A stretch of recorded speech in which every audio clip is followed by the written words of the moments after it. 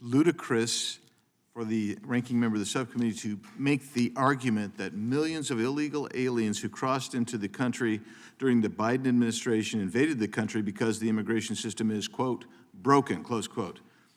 The fact is, these individuals came because of Biden's open border policies: no fence, no detention, no removal, and frankly, no enforcement. That's what happened.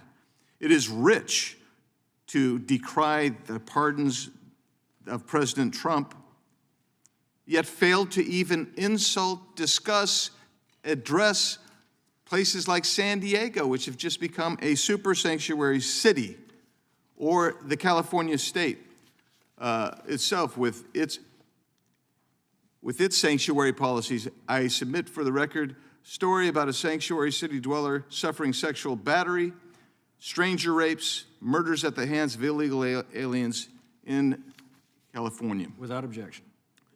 It is almost silly to say that the Senate plan, which would have allowed 7,500 people a day into the country before the president had to take any executive action at all, would have been a panacea to Biden's failed policies.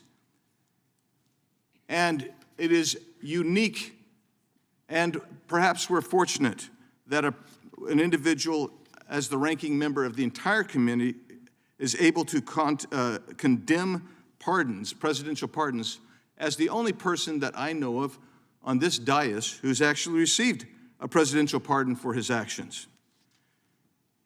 The Wong Kim Ark case, which basically addressed birthright citizenship, was given because somebody was a permanent legal resident, not illegal aliens who have a child in this country.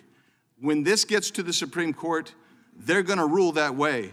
And I'll be right, unlike Mr. Beyer, who made his prediction on President Trump's policies when the Supreme Court upheld his policies.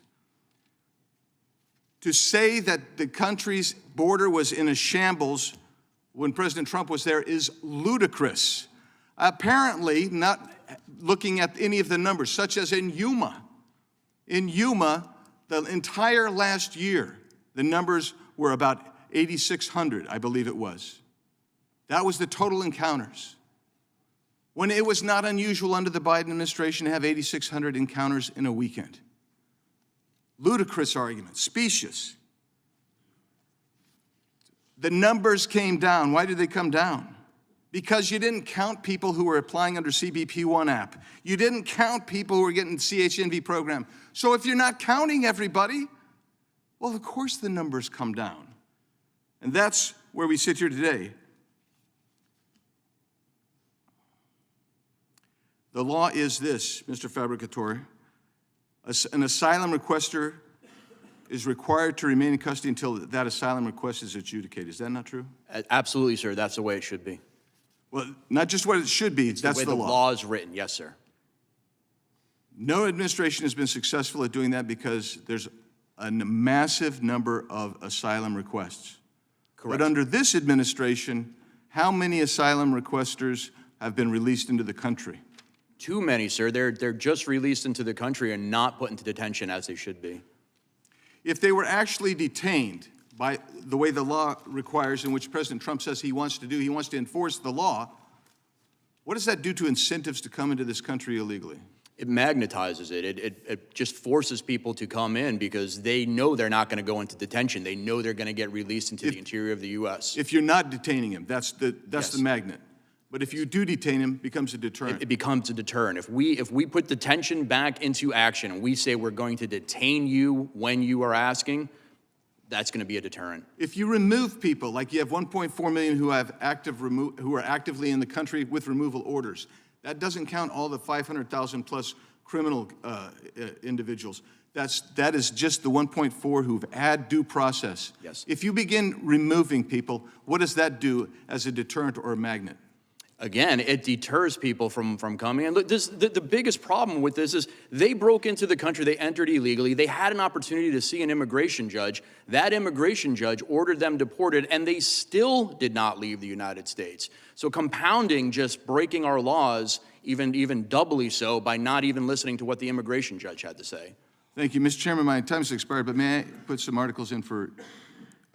Under unanimous consent request? Yes, thank you. An article: What Democrats must learn from Biden's disastrous immigration record. Dems finally admit Biden botched the border after 2024 election loss. We destroyed ourselves. This one without title by CNN Politics. And then this one, which I've marked all over the back of. I apologize for that. Quantifying why Democrats support open borders.